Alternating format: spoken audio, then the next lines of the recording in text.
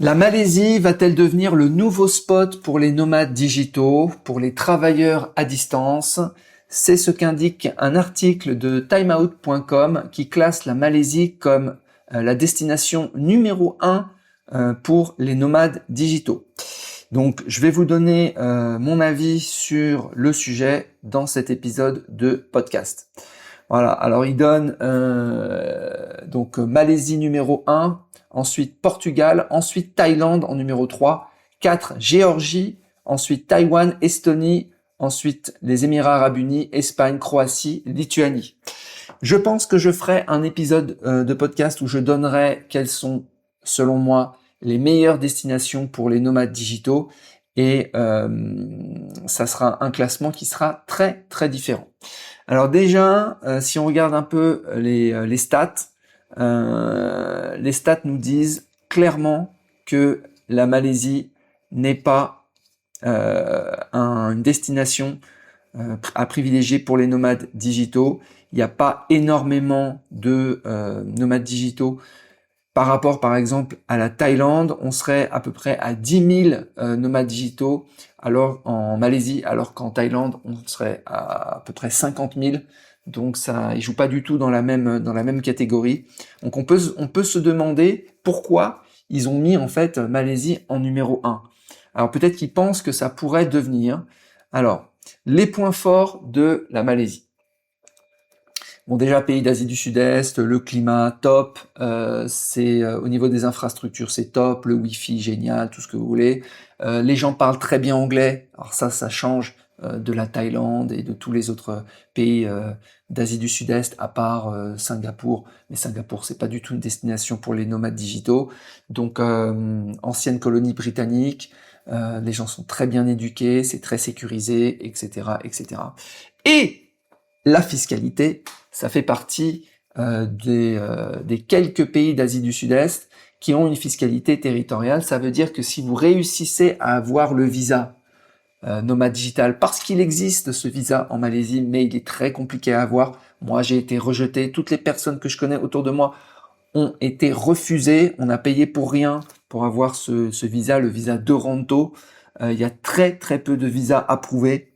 Moins de 2000 visas approuvés actuellement pour le visa de Toronto, donc c'est une blague. Par rapport par exemple à un DTV Thaïlande. Donc on ne sait pas ce qu'ils font exactement, on ne sait pas pourquoi c'est si difficile d'avoir ce visa. Il s'appelle, alors ils ont essayé de le rebrander, il s'appelle le Toronto Nomad Pass. Voilà. Donc la fiscalité en Malaisie, géniale. Fiscalité territoriale.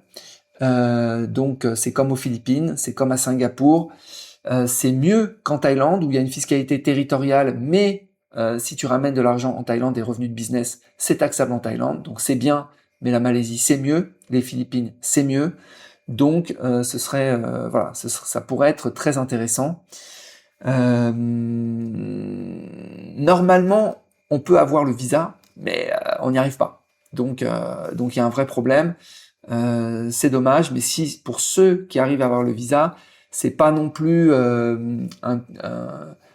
c'est pas non plus génialissime dans le sens où en fait le visa on l'a pour quelques mois, un an, renouvelable une fois, donc c'est maximum 24 mois. Alors qu'un visa DTV c'est 5 ans, on ne sait pas si on pourra le renouveler ou le refaire derrière, mais voilà, la Thaïlande est plus généreuse là-dessus.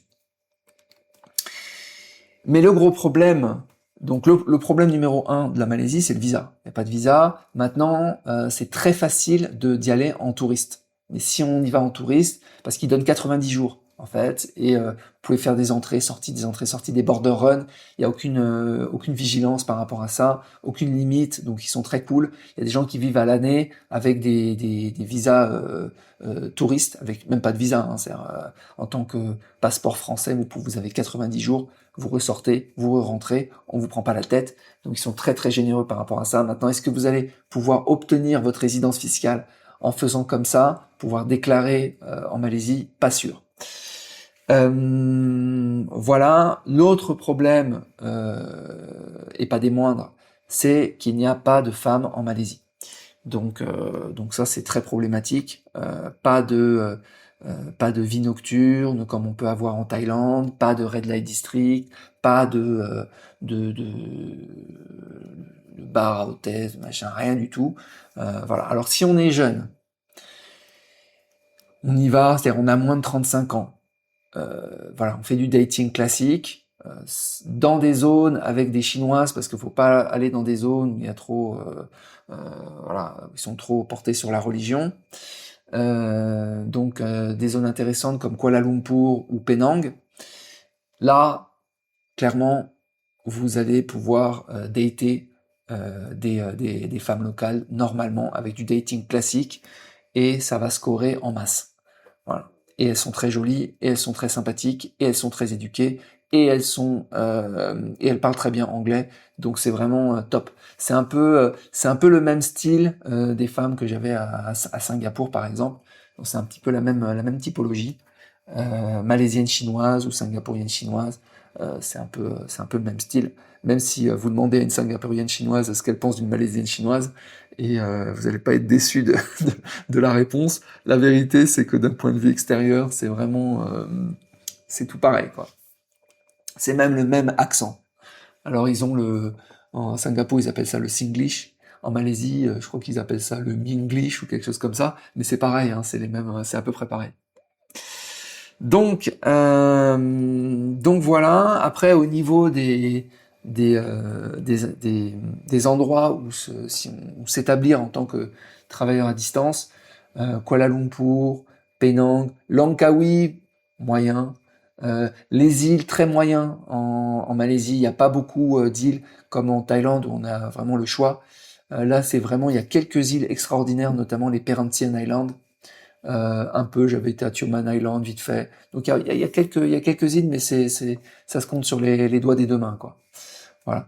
Et puis il y a pas mal d'endroits sympathiques à visiter, mais pour s'établir, il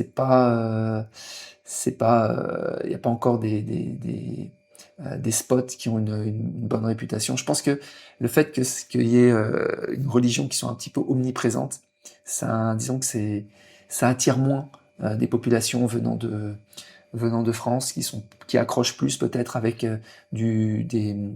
des pays qui soient bouddhistes ou hindouistes comme Bali, plutôt que d'autres des religions qui sont un peu moins cotées pour des occidentaux. Voilà.